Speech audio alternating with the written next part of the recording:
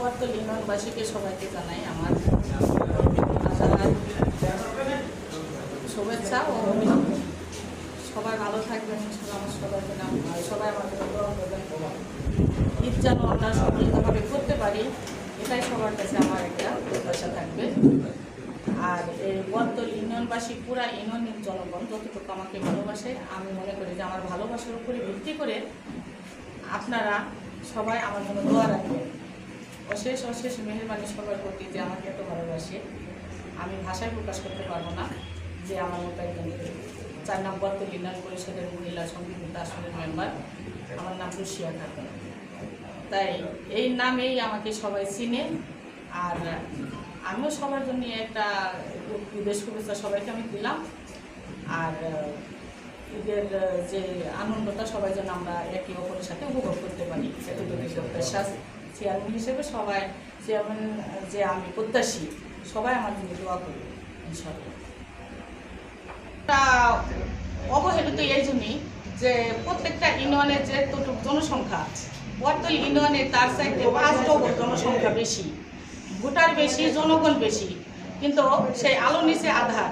যেমন আমাদের খাজানগর একটা 8 নম্বর ওয়ার্ডে যে 8,000 যে লোক জনগণ, ওই জনগণ দেখা যায় যে একজন মেল মালিক, তার পিছনে মনে করেন 50 জনই মনে করেন গরিব, খোলায় ধান সেদ্ধ করে কর্মচারী অনেক, কেউ ধান মাগায়, কেউ ভ্যান চালায়, কেউ মিলে গুড়া চালে, কত কষ্ট।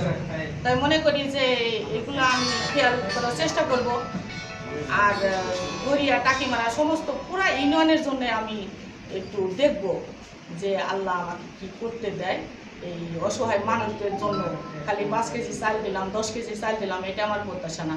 আমার প্রত্যাশা যে একটা রাস্তা, মনে করেন যে ড্রেন নাই, ড্রেনের জন্য যেমন 5 নম্বর না 4 নম্বর একটা ওয়ার্ড আছে, ওই ড্রেনের জন্য তাদের বাড়িঘর ডুবে যায়।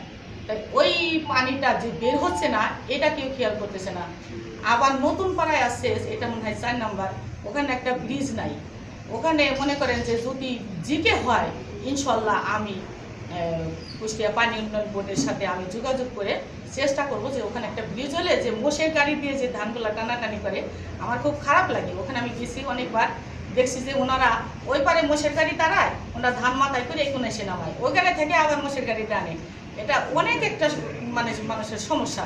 এটা আমি চেষ্টা করব যথাযথভাবে যে কোনো মন্ত্রীর সাথে আমি যোগাযোগ করে এই কষ্টটা আমি দূর করার জন্য চেষ্টা করব।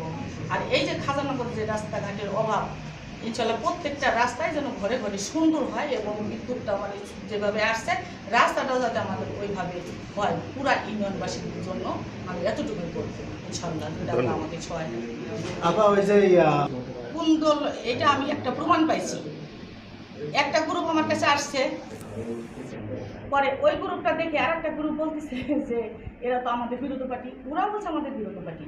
তখন আমি ওনাদের কাছে একটা কথা বলছি যে শুনেন, দুনিয়া থেকে সব সাইডে আগে জান্নাতে যাবে কে জানেন, এই জাহান্নামে যাবে কে? বলছে দুনিয়া থেকে জাহান্নামে যাবে যে এক ভাই আর এক ভাইয়ের সাথে বিরোধ লাগছে, না মিশায়, সে যদি সারাদিন ও রোজা নামাজ করে, হজ জাকাত করে, কুরবানি দেয়, তার এই কোনো কাজে আসবে না, সে দুনিয়া থেকে জাহান্নামে যাবে। তাই আমি বলি আপনারা সবাই ভাই ভাই হয়ে যান। যেমন আমি নিরপেক্ষ একজন লোক, একজন মহিলা মেম্বার হিসেবে আপনাদের উপরে আমি চেয়ারম্যান দাঁড়ানোর জন্য দোয়া পাচ্ছি।